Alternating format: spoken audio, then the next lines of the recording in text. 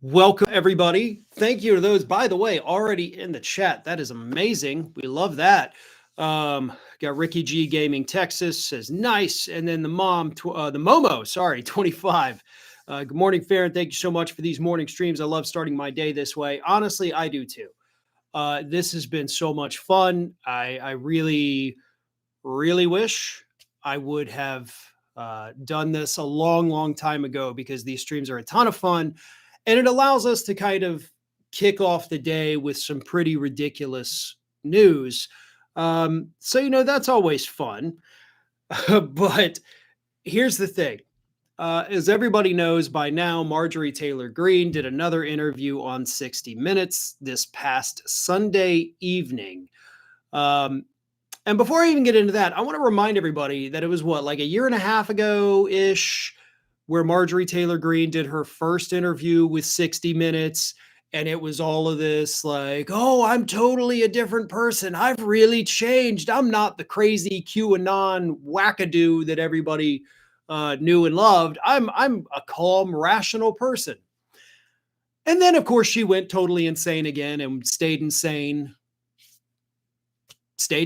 I guess, is the end of that sentence, because there's really no other way to say that. So 60 Minutes, not learning from their previous mistakes, was like, you know what? She seems more normal now. Let's bring her on again. And once again, try to sane wash one of the craziest people serving in Congress. So she goes on 60 Minutes, and she actually didn't disappoint. She's not necessarily pushing this like brand makeover, and I don't buy it if she does, but she did trash the hell out of Trump and fellow Republicans. So Marjorie Taylor Greene is out there not just throwing Trump under the bus.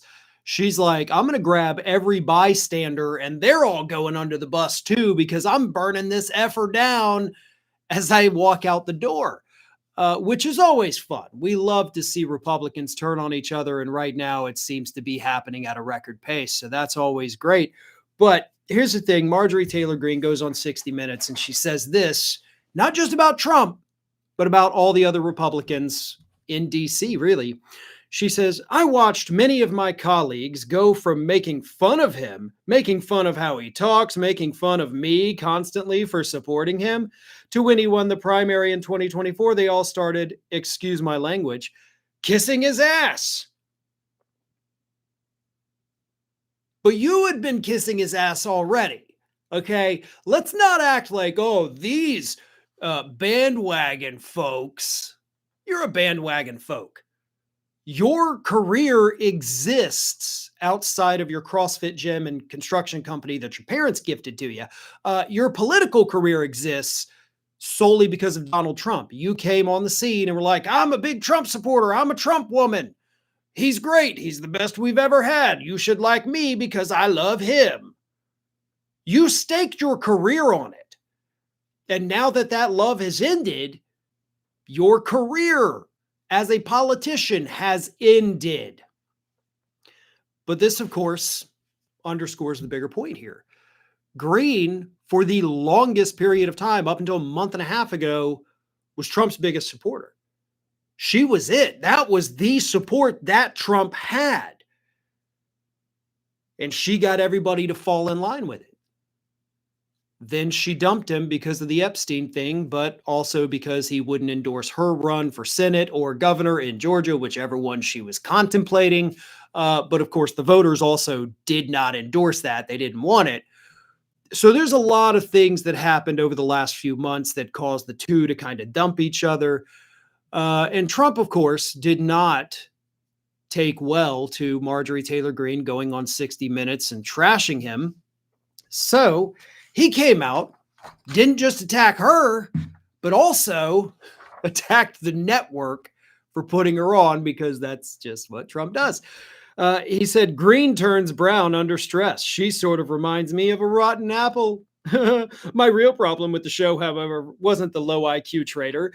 It was that the new ownership of 60 Minutes, Paramount, would allow a show like this to air. They are no better than the old ownership, who just paid me millions of dollars for fake reporting about your favorite president, me. You referred to yourself 3 times. 3 times in one sentence, folks. He referred to himself. They paid me, your favorite president, me. Okay. We could unpack that psychologically all we wanted to, but yeah, that's not normal. That's what a crazy person does. And that's, of course, what we have as president of the United States here. But Greene is not the only woman in Trump's life that is dumping him. Another one dumped him yesterday too. Alina Habba. Folks, we are saying goodbye to Alina Habba as U.S. Attorney in New Jersey. Very sad, obviously. We all thought she was great, right? Obviously the best attorney to ever walk the face of the earth. But she announced yesterday that she is resigning her position that she technically didn't even have. She's like, all right, fine, I'm going to resign. The court's already fired you twice. Okay. The lower court and then the appellate court both said, actually, they didn't even fire you. They're like, you're not even legally supposed to be here. You can't be here. Get out of here. You don't have the job. So she comes out and says, okay, well, then I'm resigning from this job. But you can't resign from a position you don't hold. I mean, if that's what we're doing, then I'd like to announce right here, right now, folks, I'm resigning as the CEO of Amazon.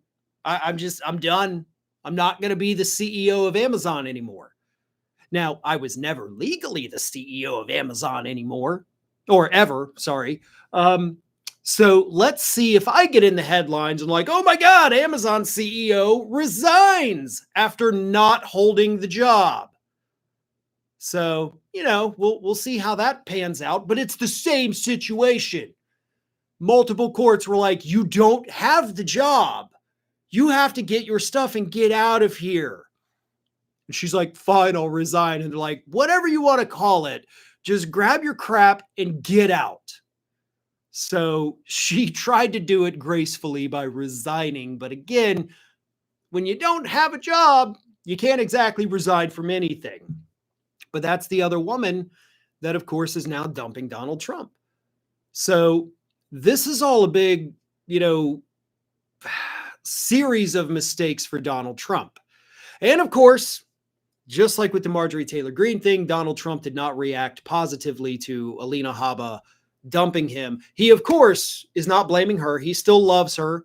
I think he still thinks she's going to be his fourth wife. But here's what Trump said when asked by reporters yesterday. He said, well, she's not disqualified. You've got a Senate blue slip thing. That's horrible. It's a horrible thing. It makes it impossible to appoint a judge or a U.S. attorney, and it's a shame. And the Republicans should be ashamed of themselves that they allow this to go on. Because I can't appoint a U.S. attorney that's not a Democrat because they put a block on it.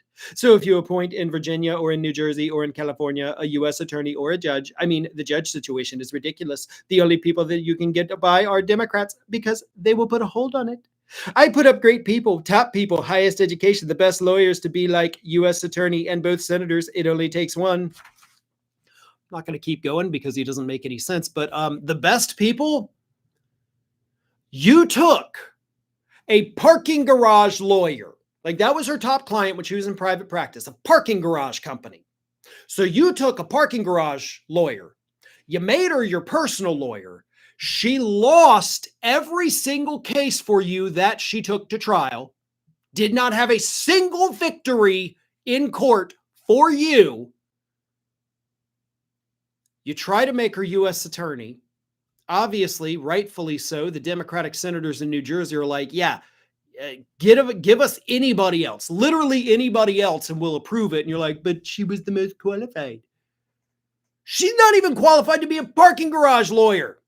I worked at a law firm for over 21 years, and I have seen a couple, over the years, just really not great people come and go very quickly, but any one of them would have been more qualified than this idiot you put as the U.S. attorney for New Jersey. And here you are whining and crying that, oh, they didn't want her to be the attorney because she doesn't know the law, man. She's been sanctioned by judges for filing knowingly frivolous lawsuits on your behalf. A sanction, by the way, that was actually just upheld a couple weeks ago. She owes $1 million.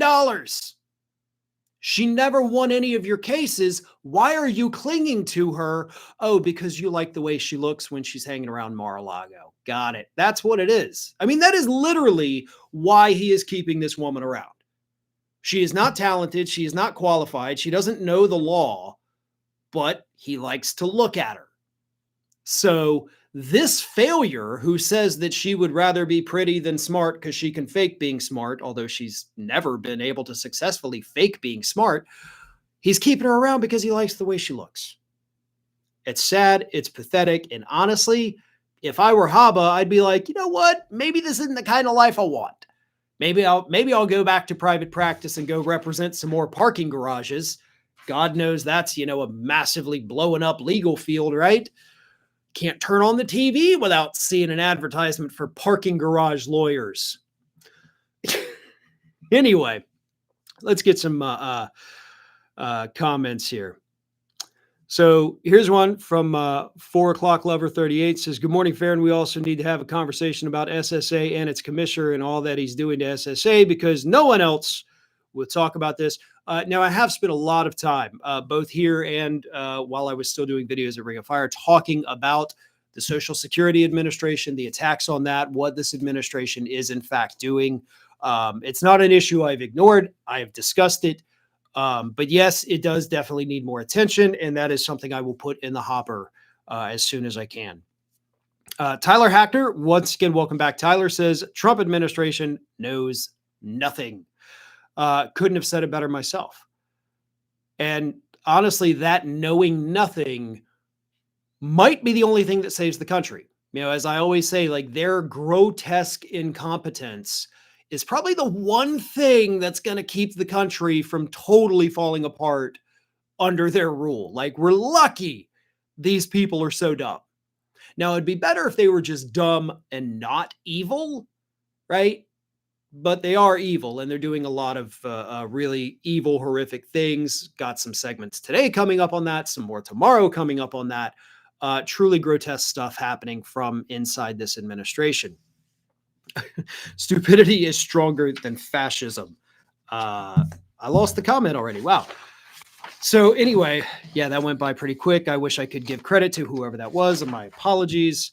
But let's move on here because there's another issue, and this might be a bit of a divisive issue. Might be something that what I'm going to say is going to piss people off. You may not agree with me, but here it is. Donald Trump announced yesterday a $12 billion bailout for American farmers who, of course, are suffering because of his policies. Farmers overwhelmingly supported Donald Trump in 2024 and in 2020 and in 2016. So I think last year the number was like 73% of farmers voted for Donald Trump.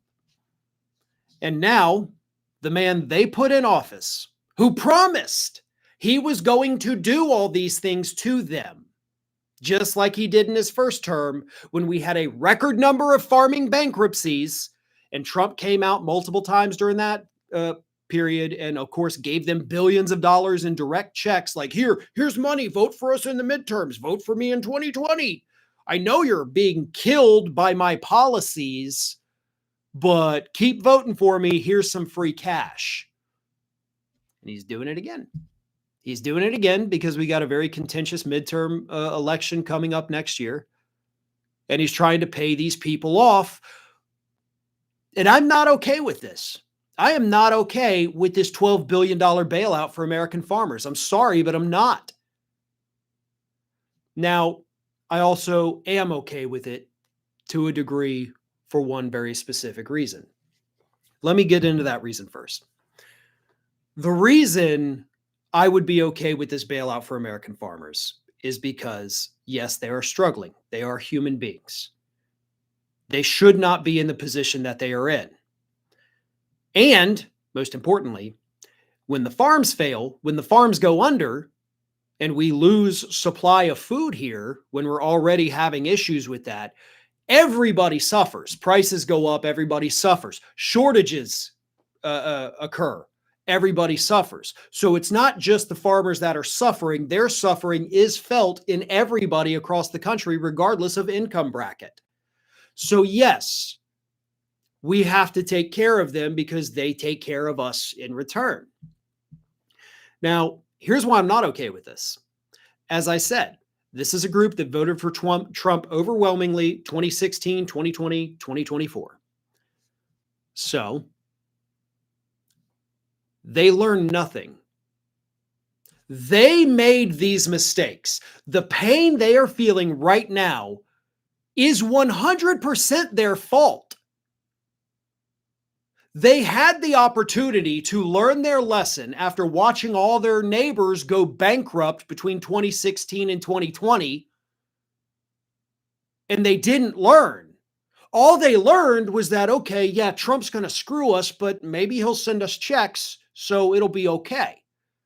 So we can make mistakes because this guy will come by and bail us out. So let's keep making the mistakes and hope that he sends us another check. That's the lesson they learned. Meanwhile, the rest of the country is like, hey, guys, if you vote for this guy, the bad things are going to keep happening. Basically, we're all telling the farmers ahead of the 2020 and 2024 elections, don't put your nuts in the bear trap, guys. It's going to hurt you really bad. Don't put your nuts in the bear trap. And what did they do? They're like, you can't tell me what to do, libtard. I'm going to own the libs. I'm putting my nuts in the bear trap. And then, oh my God, my nuts are in the bear trap. What do I do? All right. We get your nuts out of the bear trap. Well, okay. All right, there. We fixed you. Just don't do it again. You can't tell me what to do. I'm putting them back in the bear trap. And wouldn't you know it, they put them back in the damn bear trap. And once again, we, the taxpayers, have to come out there and pry open the bear trap so they can get their junk out. And I swear to God, they're sitting there with it hanging out again, ready to put it right back in the bear trap because they know that somebody, taxpayers, are going to come along and pull the nuts out of the bear trap. Sorry to be a little graphic with that, folks, but that's how I feel about this. You lived through the pain from 2016 to 2020. You know it hurts. You know this guy is bad for you. In the lead up to the 2024 election, he promised you, told you to your faces, the one thing he was honest about, he's like, I'm going to do it again. I'm going to put more bear traps out there for you. And by God, you people still feeling the pain went and did it again. So you tell me, folks, why do those people deserve our $12 billion in tax dollars, right? Somebody explain it to me. Why are we sending our money not to public education, not to our schools? Why are we sending it to the people who keep making the same mistakes to screw themselves over and then by extension screw the rest of us over? We're all paying for their mistakes. We didn't make them. They did. And now they get our money for making those mistakes because Trump wants to repay the people who voted for him. I'm sorry, but that's not okay. It's not. But as I said, it's a complicated issue because if they go under, we're all screwed. So they got to screw us with their votes. Then they get bailed out with our money just so they don't end up screwing us even more than we're already being screwed. I'm sorry, but that doesn't make any sense. They have to take responsibility for their vote. That's not my fault that you didn't listen to the warnings. It's not my fault that you made the same mistake election after election after election. But I'm the one that my tax dollars are going over there. Huh. Yeah, that sounds about right. Look, I don't want people to suffer. I don't want food prices to go higher. I want them to go lower. I want all the farms in this country to be happy and prosperous. And that's why I go out here every day, as I have, for 21 years, and give people the truth and honesty. And it may be a truth and honesty that you don't want to hear, but you need to hear it. They choose not to listen. They choose not to believe it. And then they suffer the consequences. Super chat here from Praveen PG says, keep up the good word, my friend. Thank you very much for that. I do appreciate it. And look, I really hate to just be like, these voters are idiots and they deserve to suffer, because nobody deserves to suffer. But sometimes suffering, the pain in whatever form it is how we as a species learn. If you go up and you touch a hot stove, and yes, it burns your skin and the skin gets infected, but it didn't hurt. You don't necessarily learn that, okay, I can't touch a hot stove. You have to have the hurt sometimes to learn. Relationships, right? You're in a bad relationship and it hurts and all of that. And you realize, okay, now I know what I don't want, or now I know what I do want because of the hurt. But Trump's not allowing the people who put him in office to hurt the way that they need to hurt. And that sounds weird. It sounds sadistic, right? But trust me, evolutionarily speaking, it's not. Sometimes you have to suffer the consequences of your actions, and it's going to be unpleasant. Consequences are never like, oh boy, this is a great consequence, I love it. But we're not letting that happen. We're paying the price so that, we don't get screwed further. So again, I'm okay with it, and I'm also 100% not okay with it. I've got this weird dichotomy of feelings about this particular bailout, because it's not fair at all, but it's also necessary so we don't get screwed in the long run. So I don't know. I can't make it make sense in my head. So I don't expect you all to be like, yes, these are great points you're making that totally contradict one another. It's a tough situation here. And for the record, a lot of these farmers, a lot of them, they didn't vote for Trump because of his tariff policy. They voted for him because they didn't like certain groups of other people. Okay, these were people that were taken in by culture wars, saying, I don't want transgender people in the bathroom when I go in to take a pee at the Walmart. So they voted based on, not all of them, but plenty of them voted based on taking away rights from other people. So when you factor that in, it's a lot harder to have sympathy for them, because you voted for the bigot so that you could take rights away from other people. And it's the classic example of, I didn't think leopards were going to eat my face. And here they are chowing down on it like they haven't eaten in years. Look, folks, let me get some comments here because I definitely like the interaction, and you guys have been saying a ton of great stuff. I've seen it go by. I just haven't had the chance to, because I wanted to get all my thoughts out. But here we go. Devil Bunny X says, I have empathy as a decent human being. But when someone keeps making the same bad decisions repeatedly, they should face the consequences, because they will never learn otherwise. Excellent point. Hello from Denmark. Keep up the good work. Thank you very much. I appreciate that. You think gerrymandering might turn into dummy mandering to help Democrats? Asked Brandon Brady. Perhaps.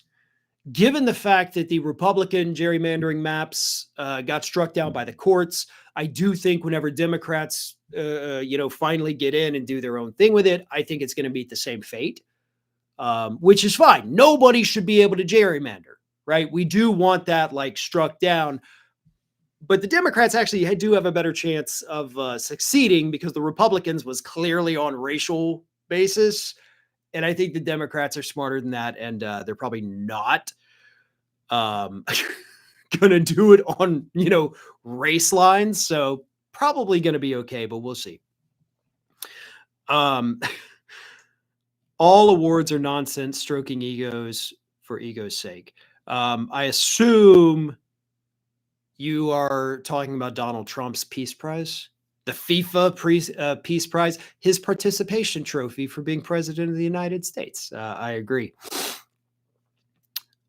Yes, I don't like bailouts, but we need farmers, says Todd. Yeah, and I agree, and that's why it's so difficult to really digest this because I was very blunt with it in my explanation of it and my take on it, but you're not going to hear honesty like that in the corporate media. Okay, those are things you needed to hear, whether you agree with them or not. People need to hear those things. That needs to be put out there. Corporate media is not going to do it. And I guarantee you, most people that do this won't even say that. Oh, that's a little too risky. I don't want to piss people off. Piss people off. It's fine.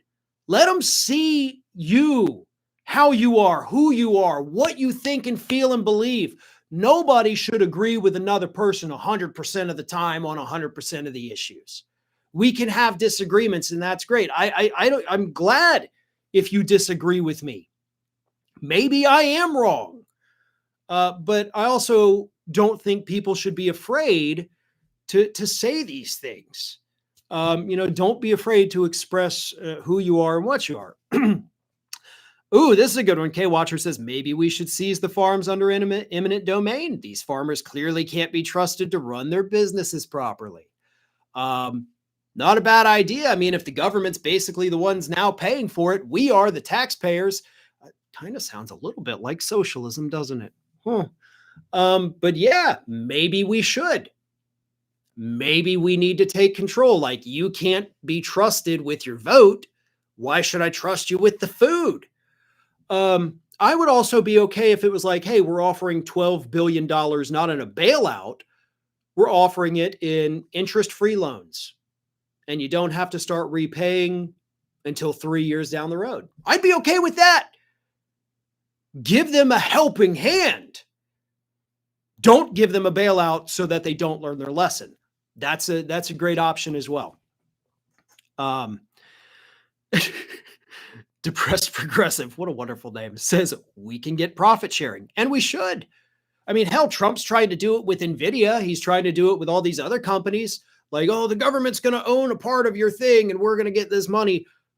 Why are we not doing that with the farms?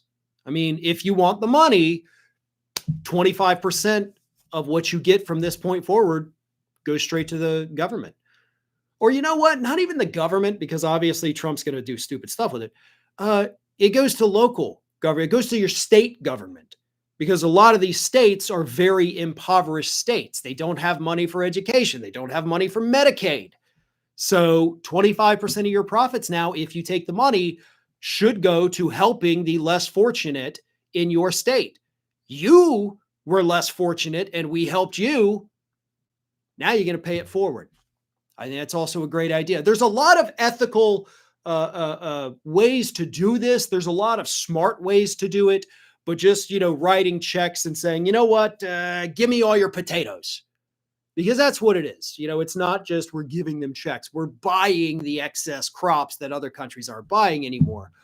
But there's got to be some kind of profit sharing, I believe. Super chat here from Staggervore says, I'm really worried about Paramount, potentially owning Warner Brothers. If it happens, they will own 50 plus cable channels, including CNN, and the owner of Paramount is buddies with Trump. What's your take on it? Take is exactly the same. You're absolutely right. CNN is not great as it is, however, but what I will say is on election nights, I tune into CNN. I really, sorry, I know they're on the same side politically as me. I can't stand the people on MSNBC. Like, I genuinely cannot. So CNN, because they are a little more bland and boring, that's where I go on election nights. Every now and then I'll do like regular ABC on election nights. And for the record, those are the only nights of the year when I watch any form of news. I get all my news through reading. But yeah, I mean, other than that, yeah, we're talking about far more media consolidation than we already have. And that's always a dangerous thing. It prevents the spread of alternate viewpoints, different opinions, all of that, especially when it's by a right wing, Trump supporter. That's not good for the future of this country. Absolutely one of the worst things possible. I mean, one of the reasons we're in the situation we're in right now as a country is because of the consolidation of the media that began in the 1980s under Ronald Reagan when he got rid of the fairness doctrine. That paved the way for Fox News and for all these conservative radio people to come out in the late 80s, early 90s. And then, of course, that ballooned into the conservative media machine to which, even though we're trying, the left doesn't have. I will say I do feel like those on the left have made a lot of inroads into becoming far more influential, rivaling to a degree some conservative media, but we still don't have the same kind of apparatus. You look at the biggest ones out there right now, Midas Touch, Brian Tyler Cohen, TYT, and of course, David Pakman. I think those are the four largest, not necessarily in that order, but whatever. They are rivaling what is over on the right, and that is great. But the fact that we're still so far behind, 45 years after Reagan, paved the way for conservative media, there's a lot of ground to make up. Some folks are, obviously there already. The rest of us, Jesse Dollemore, Kyle Kalinske, people are saying, yes, I absolutely agree. And sorry, I can't name everybody, but I was just kind of referring to like the four biggest there. Another super chat from Vincent. Sorry, it's going too fast. I can't even read. When a Democrat gets back in power, will they actually prosecute people like Pete Hegseth and whatnot? Way too long. They let them get away with it. I would say yes, they would, but at the same time, Trump's going to pardon everybody. So I don't think so. Hegseth's going to end up with a pardon before Trump is like in the last days of his administration. Like, this is a guy that probably needs a pardon now. So I think they would like to prosecute them, but unfortunately, I do not think they're going to get the opportunity to prosecute them. Maybe some of the little underlings. There will be some people that Trump accidentally leaves out of the pardon list. So there may be a few folks we can get, but unfortunately, not all of them. Not the big ones, unfortunately. Now, the International Criminal Court, on the other hand, that's a different story, and they could absolutely come after these individuals. Listen, that's all the time that I have for today. I've got a lot of other segments we've got to get to, for regular videos.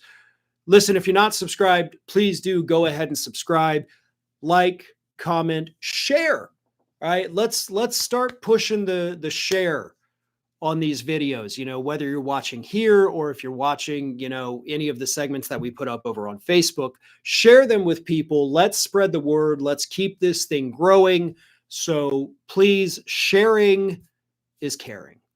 No, I wish I hadn't said that, but I can't go back. It's live. Anyway, also follow me across social media at Farron Balanced, Instagram, Facebook, TikTok, Threads, and Blue Sky at Farron Balanced. If you go to Twitter and you follow me there, just know I am not active, have not been active for a long, long time on Twitter. So if you go over there trying to keep up with me, my Twitter is dead. They may have deleted my account already. I don't even know. So if you want to follow me, do it everywhere but Twitter. Again, thank you all so much for tuning in. Be back tomorrow morning, 9 a.m. Central Time, with a lot more stories, a lot more chat. Until then, take care. And don't forget, watch all the rest of the segments coming up later in the day because we've got some really great stuff for you. Thanks.